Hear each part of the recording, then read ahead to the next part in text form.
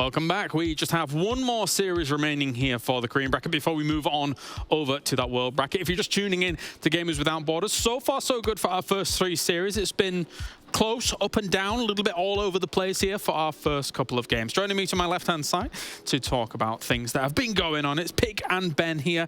And actually, boys, we can take a look back at the results so far here from the day as we're just waiting for a few more moments before we get into our next game. So far, Ragnarok, Classic and herO have been able to be the victors, moving on into that qualification spot, that qualification round here, Pig.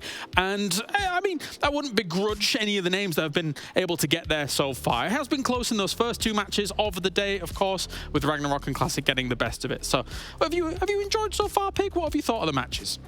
Yeah, really competitive matches. That last one, even there are some hard positions, but you know, he was the first one who's really dominated his match so far today, isn't he? Yeah, no, definitely. That was tough stuff to watch almost for Creator, because I guess, Ben, when you're looking at those kinds of matches, from the Protoss perspective, you do have question marks like, what can he do when herO is looking that good? It's difficult. It is difficult, and I think a lot of these Protossers, when they're having they're vocal, right, about their trouble in PvT, I think they have to start looking at people like MaxPax. Maybe. Sometimes it's a tough pill to swallow when these Koreans have to look at the foreigners and be like, oh, well, they're doing it properly. Because the Zergs, around 2018, they never had to look at the foreigners and how they did it. But right now, I think they're going to have to, because MaxPax, he's absolutely going toe-to-toe with some of the absolute best. And yeah, he makes it look competitive. So for the creators of the world, that's what they got to do.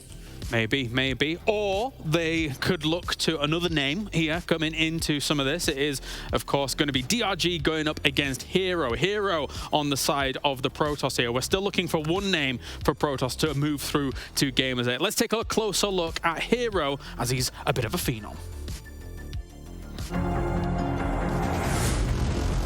네, 안녕하세요. DKG 소속된 히어로 아이디 쓰고 있는 프로토스 유저 김준호라고 합니다. He's just gonna blink forward. Yeah, I mean that is definitely a lot. It makes sense, and herO is gonna make the fight short and sweet. 일단 오랫동안 프로게이머 생활하면서 이렇게 좋은 커리어를 유지할 수 있었던 것은 팬분들의 응원과 저가 승리했을 때 그 보람참과 짜릿함을 잊지 못하기 때문에 계속해서 열심히 할 수 있었고 그 결과 커리어가 유지되는 것 같습니다.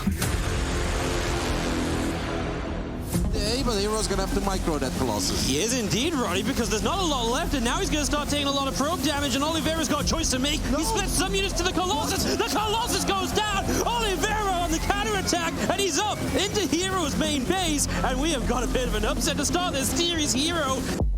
일단은 IM에서 올리베이라 선수한테 진 거는 너무 안타깝게 생각하지만 그 패배가 저한테는 좀 어느 정도 도움이 되었다 생각하고 And then what a read by Oliveira. Oh, what a read. Liberators are sieging up the probes pull in as we have a worker fight on the front lines, but Oliveira cleaves through that one. And he's going to stop Storm! No splash damage apart from a single Archon. 올리베이라 선수가 너무 멋있었어가지고 복수의 생각은 딱히 없고 만나게 된다면은 이길 수 있는 경기를 펼치기 위해 그때처럼은 방심해서 쉽게 지지는 않을 것 같아요.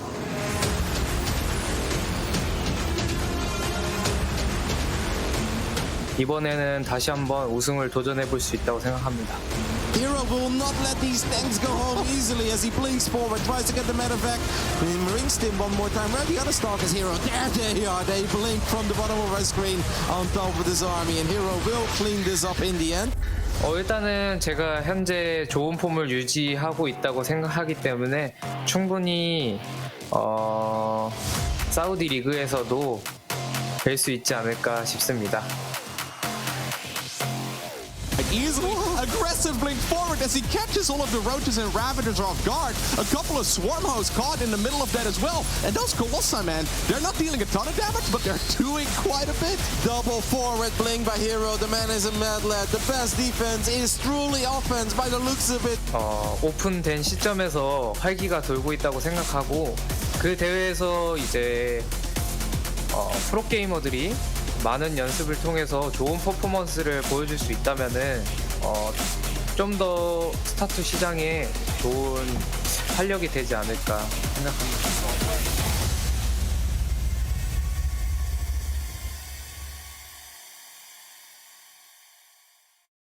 Great insights from herO there coming into our next match. And I mean, listening to what he's saying here, Pig, Ben, I think it's very clear that he was referring to what keeps him relevant, you know, is the fans and everything like that and stuff like that. But from my money, Pig, it's herO's willingness to evolve, to adapt throughout the years since 2013 or 14 or something like that. We've constantly seen him being able to change up his styles, shift to the meta, and keep himself relevant that way.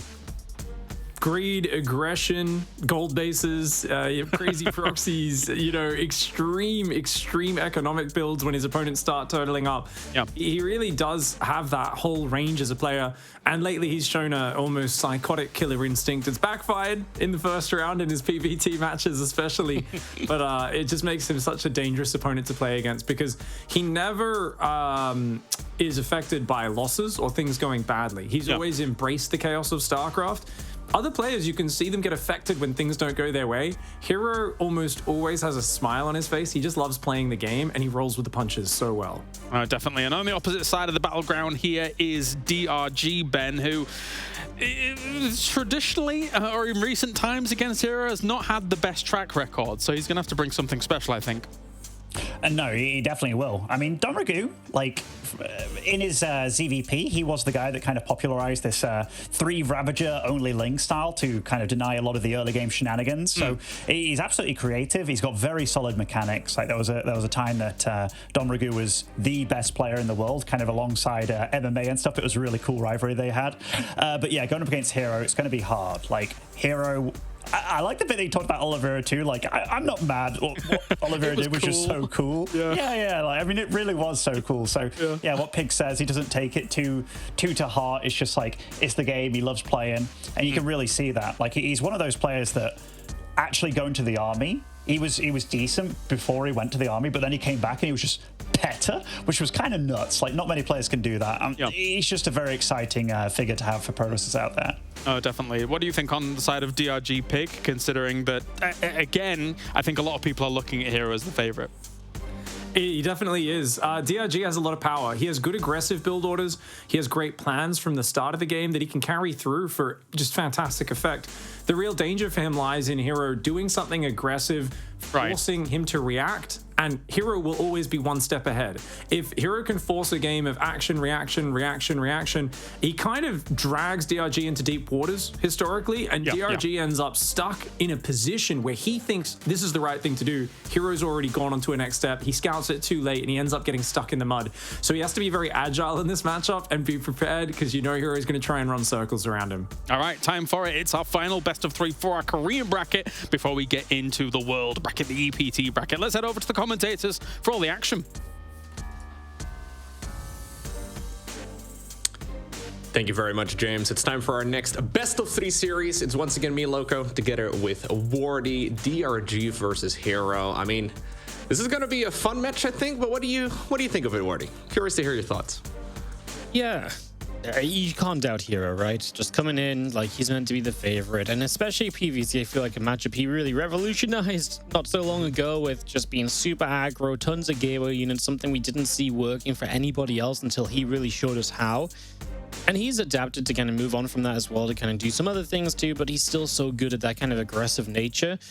DRG, I feel like DRG's issue is like he can be so good in a macro game, but does herO ever let him get into like a comfortable macro game? I don't necessarily think so. I think DRG is going to have a tough matchup here. I think this one just doesn't line up well for him necessarily on paper, but that's for him to make me kind of sound stupid, I guess. Let's see if he can do that. As in the bottom left-hand corner, opening up our best of 3 in the red, it's DRG. And his opponent all the way in the opposite corner over Royal Blood. That's map number 1 in his best of 3 series. We have herO. Yeah, I'm definitely with you. I think herO is the favorite going into this particular match. Sometimes DRG gets a little stuck on that Ravager Ling-based army too, where he just doesn't transition as quickly as he probably should. And Yeah, we'll see if that's something herO decides to abuse as well. Obviously, herO is, well, a very well-rounded Protoss player, right? Like, he's not one of those guys who will play one strategy over and over and over again. He can play it all. So even though he popularized one strategy, right? We've seen that mass gateway-based army, especially like a year ago or so, that was incredibly popular in this matchup, but we still see it all the time these days. He can play it all. I've even seen him play a little bit more turtly lately too, where he's just going straight to Skytos once again, which, you know, used to be the standard for a while, but it was actually kind of exciting to watch because we hadn't seen it in a bit. Yeah, no, you know, him taking the approach is just like, oh, I'm in an okay position. You know what? If I'm macro, I can't lose, right? And that was kind of the approach he took. I think even just last weekend in 1 or 2 of his matches. Yeah, it was very cool to see. And yeah, I honestly feel like DRG, my problem is I don't see what DRG does to win this, right? You know, I can see all the ways in which herO can play to, you know, look good, look great, outplay DRG. I just don't know what DRG is meant to do. Maybe catch herO being a bit too aggressive, get a good defense into a good counter attack or so. Yeah. I just feel kind of a little bit lost when it comes to like figuring out what DRG is going to do here that's going to work. So, like I say, for me, this is a series where DRG has to come in and prove, you know, that he has what it takes and that he can do these kind of things. Otherwise, I think herO is going to have a very good time. Yeah, if your game plan is relying on your opponent to make a mistake and your opponent happens to be herO, it's not going to be ideal. So we'll see exactly what he had to prepare, or what he has prepared right here for this particular series.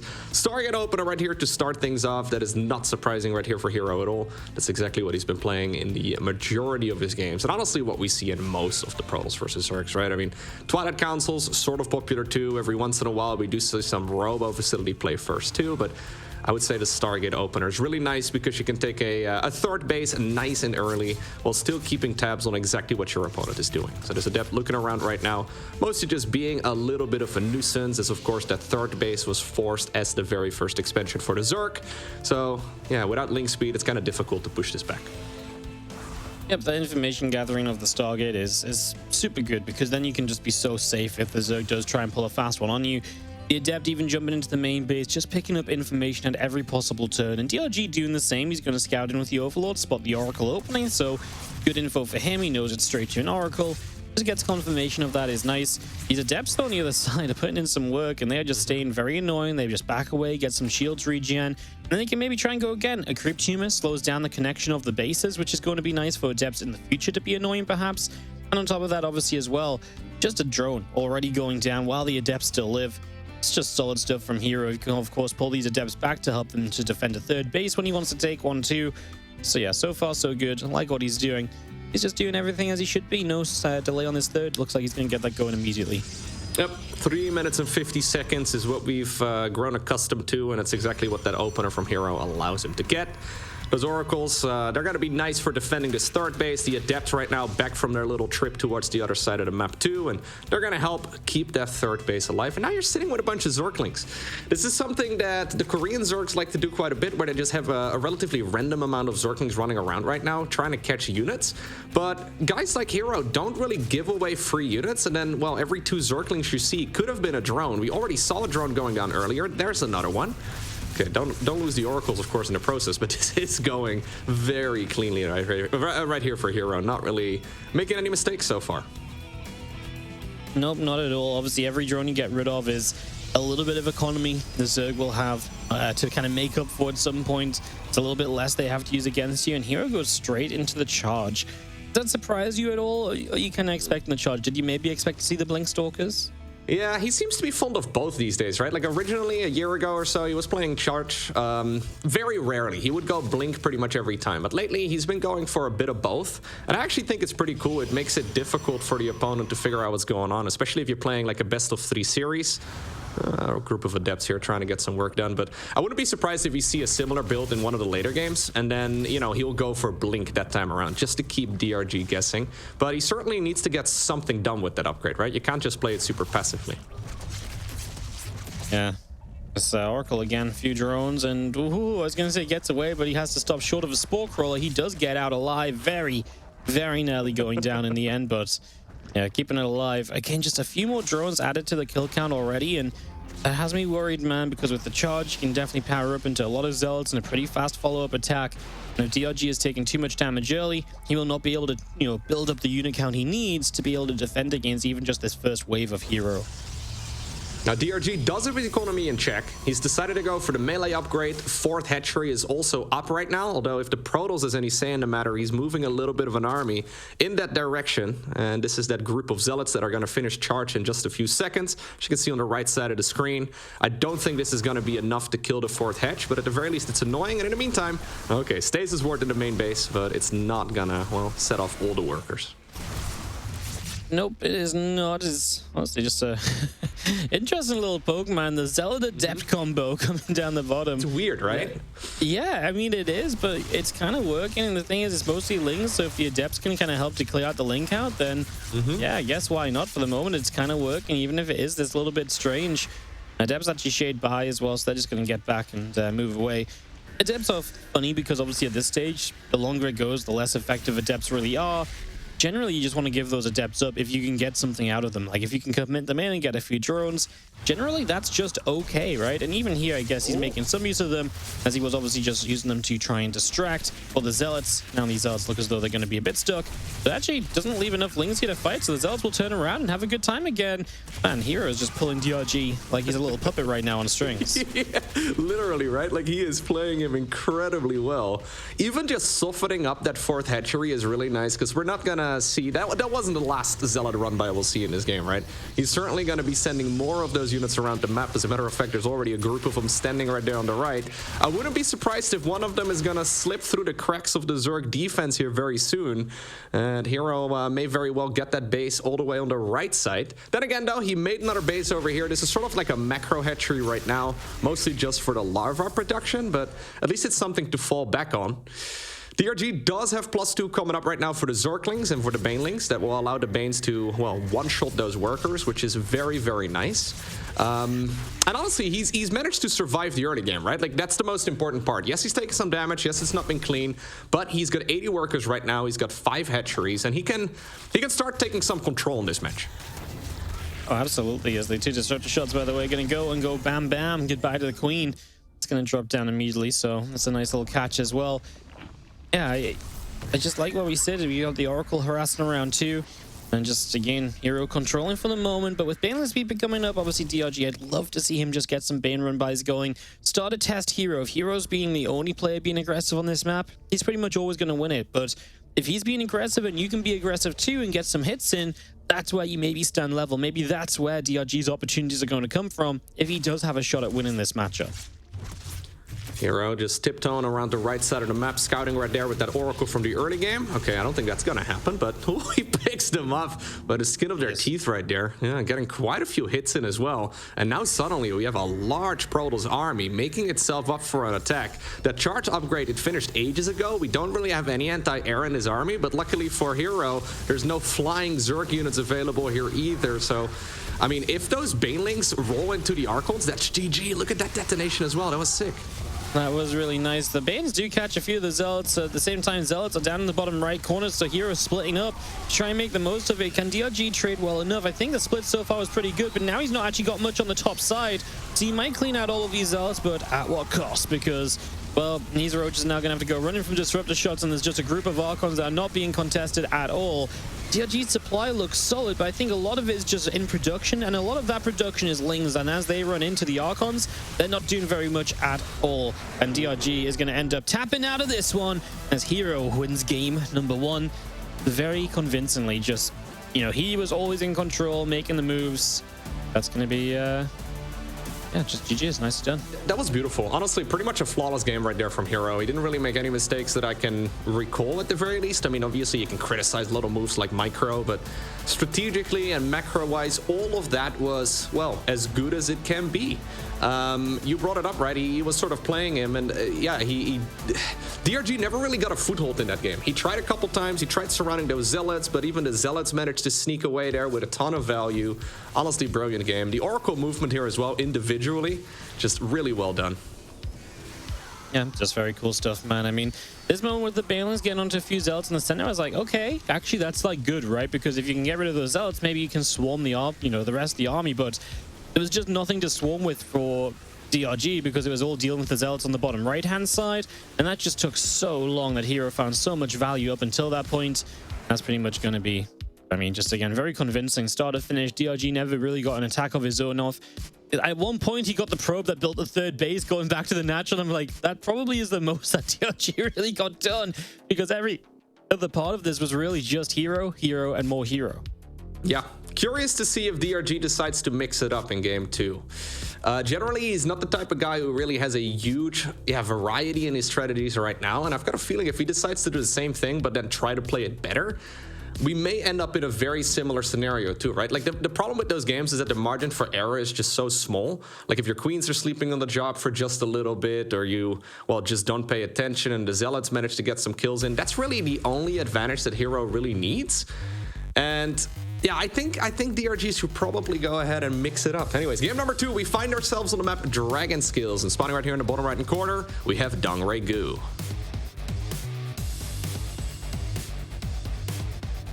In the top left from Dragon, Kaizi Gaming, now Blue Protoss player, herO.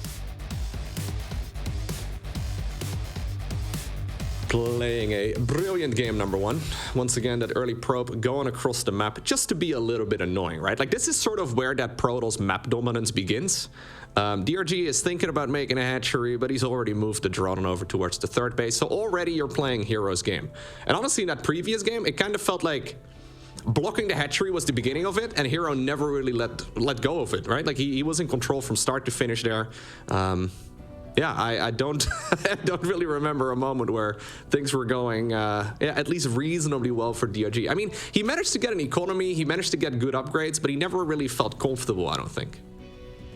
No, I mean, comfort was just not there at all, because he was constantly replacing drones, right, and running around after the harass. And honestly, I feel like the little zealot adept attack on the bottom right, odd, weird, but it did such a good job. It might not have killed the hatch, but it had DRG worried, and it had him worried, you know, moving around, dealing with that. And all the time you spend dealing with that is not time setting up to deal with the larger attack that herO was building into already behind it. He didn't care so much about the zealots and the adepts, but DRG had to care because they were such a threat. No, you're definitely right. I like the adepts actually quite a bit. That's something we've seen herO mess around with, but also MaxSpecs. I remember MaxSpecs at some point going for a bunch of adepts together with Dark Templar, and they were sort of hovering in that space between the natural and the third base. And the first time I saw it, I was like, what is this? What is going on here? But then herO started doing it as well. Now apparently we're combining a relatively random group of adepts together with a bunch of charge slots. I mean, normally, right, when we used to see adepts, it was a committed adept push. We had a couple for the early stage scouting and obviously for the third base defense, but warping in additional adepts past that point, it's a relatively new thing to do. As once again, by the way, it's gonna be a Stargate. Yes, it is. Stargate in the main base. I don't think that's too surprising. I think herO is very comfortable in the matchup, and you know, you can open Twilight and do things with adepts on the opening, but that's a little bit more volatile. It's a bit more fragile even. While, you know, you typically are the aggressor in that situation, if the Zerg gets a good cleanup and launches a counterattack, you could have nothing at home. The Stargate really has so much more solidity to its play.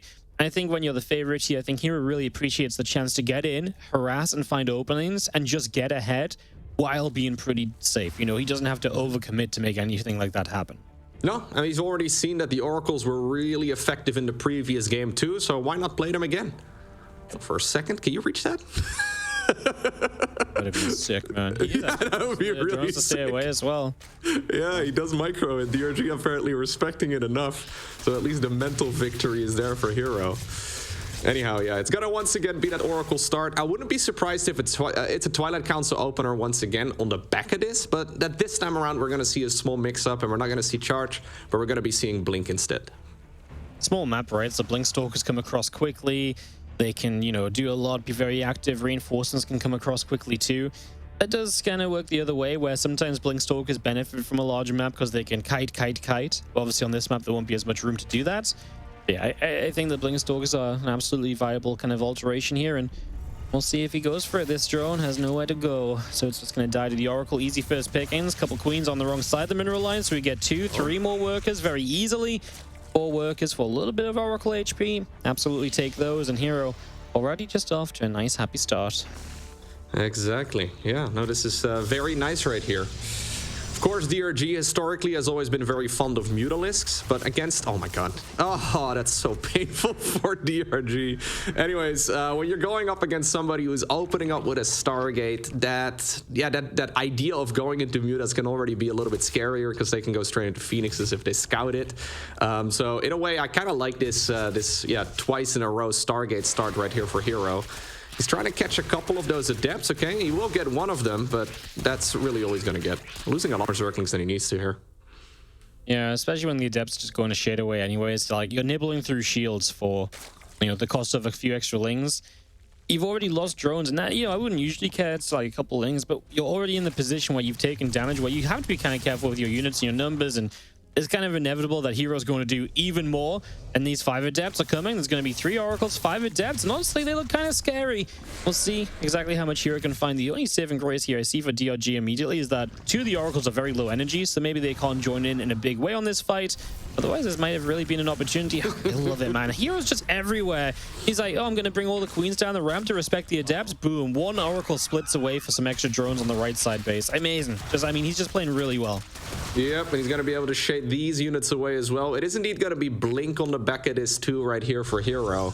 I mean, once again, man, he's playing his opponent like a fiddle here, right? Like, he's just doing a phenomenal job controlling the pacing of the game, controlling each individual unit, it seems... Yeah, very nicely. He's got multiple groups of Oracles flying around, now forcing those Queens in one direction while the actual threat right there is at the front. This time around, no drones end up going down, but I think we must have seen already like 10 drone kills in total in this match, and that is... Oh, nice. That makes you sound real good. He ends up killing 10 drones here in total. That's just not the amount you should be losing here at the cost of like 1 Adept. Counting with Loco. You guys think Loco's really cool? He's actually holding up all 10 of his fingers. Yeah. Every time it drops, running out, man. He's like, okay, another one. I'm going to look real I wanted cool to mix in my toes, but, I didn't need to, so I figured it must be 10. Socks were off, ready to go, huh? Stays right here in the main base as well, trying to be annoying, and he does get a big hit in. I mean, honestly, DRG needs to deal damage right here, right now. And you know what? He's got a scary army. Yep, well, I mean, to be fair, this is an all-in kind of attack, right? 42 drones. He's clearly been done with kind of producing for a while. Kills the super battery pretty quickly. The stasis ward wasn't that impactful. The Oracles have to be careful because the Queens are here as well. We try and get a first Ravager. We will get that now. The Stalkers are alive throughout this. We're pulling the probes in as well. How long can you really stand up to this attack from, as herO right now? Probably not too much longer. Time to back away. The problem is you've already lost a fair amount defending the 3rd base that's likely to go down, so just backing off to the natural isn't as much of an option right now. That's why he's going to try and keep fighting toward the front. Some Stalkers on the left side actually blink up to the high ground, so that kind of works as we try and find as much value as possible, and herO is starting to shave through this. If he can defend this and keep the 3rd alive during it, I am extremely impressed. Yeah, this is an all-in right here from DRG. He's not made any workers in a very long time. It's just Ravagers and Zerglings and a bunch of Queens going up against this mass Stalker ball. He's doing an amazing job, though, microing the small army that he's got. The 3rd Nexus does end up going down here, so that's a really good start right here for DRG. But I almost feel like he needs a little bit more. These units are, well, at least the Queens, they're not going to be going home. And this is a very committed attack. I mean, only just now is when the lair starts up. DRG is at 42 drones, which is just enough for basically 2 base saturation. He doesn't have a really good answer, honestly, against a really large group of Stalkers. I mean, Zerglings do well against small groups, but against his large Protoss army, I'm not 100% sure. Yeah, at first I was like, man, if herO just give him the 3rd straight away, I wouldn't have minded it so much. Nice counterattack delay, the 3rd coming back online. I didn't love the fact that herO obviously tried to defend the 3rd, and he obviously loses a little bit extra there. The Robo was there too, so that was a bit of a loss. I mean, this is a nice catch from DRG because he obviously puts herO into supply block as well. This herO gets a few lings out of it, but I'd say for now that's probably enough for herO to kind of stay back at home, and so DRG buys himself a little time where he's actually safe because herO's not going to be getting aggressive. I really like that, though, for DRG. He looked at that, he's like, you know what? This early game has not been going my way. I'm just going to go ahead and put all my eggs in one basket and, well, hope I get work done over on the other side of the map. He needed to kill that 3rd. He needed to kill some probes, but that's exactly what he did. A couple sentries over here would be really nice. Okay, he gets 1, 2, 3, 4. I mean, for a group of Zerglings, that's well worth it. Oh, absolutely. And I mean, he just brought these into play as well to defend from potentially future attacks and so on. So suddenly, all that gas investment, kind of a waste. Like, they spent their force fields just defending against, they spent force fields trying to save themselves, and they didn't save themselves, right? So that gas was completely a waste. Wasn't a good trade. And herO is going to have to play a bit of a longer game here. He's definitely not going to find the counter-attack, but the fact he's still alive in general is still pretty nice, you know? DRG was extremely aggressive. There was chances for herO to lose the Stalkers, and then DRG could have continued into the natural and never let herO restabilize. That obviously never happened, so I would say that we're looking pretty good altogether. The fact that herO's still alive and kicking. The supply is great for him, by the way. 54 to 56 workers is actually very comfortable for herO. And even if he can't end the game immediately, he's actually in pretty good stead to play a longer game still. Oh, this is actually a really nice catch right here for the Protoss player, unless he gets punished by losing all of those Stalkers. But getting the kill right now on that hatch is super nice. Target firing down the Ravagers. Zerglings, though, still nibbling away at a lot of those Stalkers, and not all of them are going to be able to retreat. herO does slow down the opponent's economy, but the thing is, DRG was never really ready to saturate that base anyway, so in a way, it was just a 300 mineral, well, huge shield right there for our Zerg player, right? Like, catching a ton of those Stalkers as well. DRG has been making non-stop ARI, man, for a long time. He's going +1 melee. He just fired up the Baneling speed as well. I think he's just hoping that his opponent is going to come across the map and he can win one decisive victory and therefore the game. But if herO just chills, yeah, exactly. If herO's just chilling, he's going to be okay. Yeah, it's a gamble from DRG in the sense that he has had all the time in the world to build an economy. But he said, I think herO's going to worry, panic, and come and attack me. And if that had been the case, he would have met it with open arms and probably killed him, right? Because he's just built so many units. But the longer he doesn't attack, the more DRG's like, well, I guess I kind of need the Bane nest, and I kind of need to get Bane speed. And now he's like, well, he's still not attacking me. But the problem is, if you turn this into an attack of your own, you've waited on all of these upgrades. Do you really have the power anymore? Because herO's been building off of a similar work account. I don't think your army's going to be as scary. Yeah, it's nice to have the upgrades on board, but honestly, not really too convinced by this. And I do feel as though DRG is going to be in some trouble. He's adding a couple drones on now as he starts to move forward with this force, but herO's on his way to Disruptor, so maybe this has just got to be it from DRG. Go now before the Disruptor count gets too high. That's exactly what he decides to do. The 4th Nexus does start up. The Protoss army currently split. Those Oracles from the early game still just sniping whatever they can, by the way. Getting a couple Ravagers here definitely hurts. At least DRG managed to force the council on the 4th, but like you said already, he doesn't have a lot of workers. herO, that is, he's been ahead right now when it comes to that worker count for a little bit, and that's exactly where Protoss wants to be. DRG is going to sit around on the army that he, well, has got right now. It's going to be Ravager, Ling Bane. It's not going to get any stronger from here. He mixed in a couple additional drones, but this push, it's do or die. Yeah, it does feel like that. The economy just isn't here to kind of build up into a larger game. Force field to buy some time. The Disruptors were waiting to kind of pick their fight. Great shot on the bottom side. Hits a lot of stuff. Here we go. DRG moving forward. The Banes will at least get rid of the super battery. Disruptor shot tries to stop the Banelings from connecting. This Disruptor shot does get cancelled as the Disruptor is killed. But there's a lot of Stalkers still left over. And DRG's numbers just are not looking promising. And herO says, let's blink in on top of you. No retreating this time, DRG. Everything will fall, including your chances in this game, and that's going to be a 2-0 for herO, and he is going to move straight into that qualifying match of the winner bracket section of the Gamers Without Borders Weekend 2 Stage 2. Yeah, the only thing that didn't go well right there in that series for herO was the fact that he didn't realize it was an all-in in game number 2, right? He dealt so much damage in the early game. He was playing his opponent really nicely, but then suddenly the Queens came knocking at the front door. Well, it turns out he managed to hold on right there, and that is the most important thing. Anyways, let's hear what the boys at the desk have to say. Or not. Or not yet. Oh, okay. Well, any final thoughts, Wardy? Thoughts? Yeah, I thought herO played a pretty... like herO played just a pretty solid series. Like, you know, yes, he maybe wasn't as prepared against that attack, but he did what he had to do. He traded decently, and like I said, I was kind of not a fan of him kind of trying to hold the 3rd base, but maybe it worked out just well enough. Like, he got enough out of it that trying to defend the 3rd kind of worked out, right? So felt pretty reasonable, felt pretty fine. All right. I believe James is ready right now. Let's take it to Kalaris and the voice. That's right. Thank you, Locos. Too keen.